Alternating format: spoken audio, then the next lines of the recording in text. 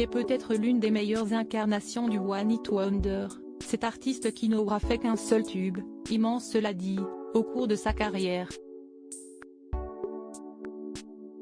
Avec son tube Born to Be Alive paru en 1977, qui est devenu un titre incontournable de l'époque disco et a connu un succès à l'international considérable, Patrick Hernandez a assuré l'avenir financier de sa famille sur plusieurs générations en devenant multimillionnaire en quelques mois seulement.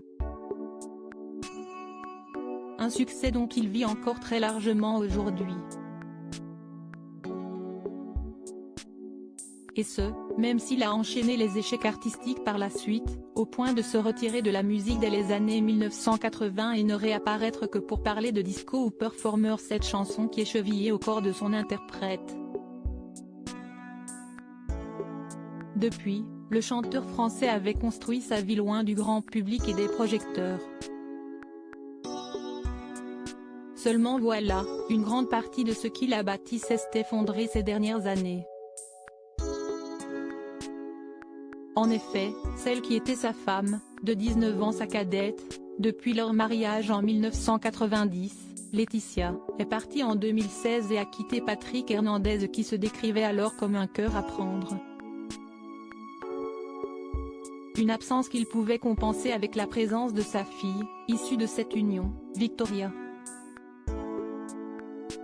Or, on apprend aujourd'hui dans le magazine France Dimanche de ce vendredi 20 janvier que celle-ci, aujourd'hui âgée de 16 ans, aurait également quitté l'immense domicile familial car elle compte poursuivre des études à l'international, plus précisément en Angleterre dans la prestigieuse université de Cambridge. Une nouvelle maison pour une nouvelle vie ? Le chanteur, qui souffre de polyarthrite rhumatoïde depuis des années, un comble pour l'artiste qui a toujours eu une canne, avait déjà du mal à se remettre de sa séparation avec son épouse. Il ne pouvait pas concevoir le fait de se retrouver tout seul. Pour cela, celui qui est le meilleur ami de Plastique Bertrand aurait pris une décision radicale, s'installer dans une propriété, bien plus modeste, à l'Isle-sur-la-Sorgue, dans le Vaucluse.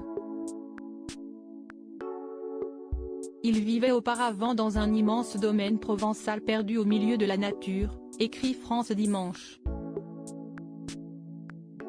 Mais surtout il a décidé de tirer un trait sur son passé intimement lié à son morceau Born to Be Alive. Ainsi, Patrick Hernandez a choisi de se séparer de tous ses souvenirs en rapport avec cette période révolue de sa vie. Objets, meubles et photographies ont tous fini à la poubelle. Reste maintenant à savoir si cette décision radicale sera suffisante pour définitivement tourner la page.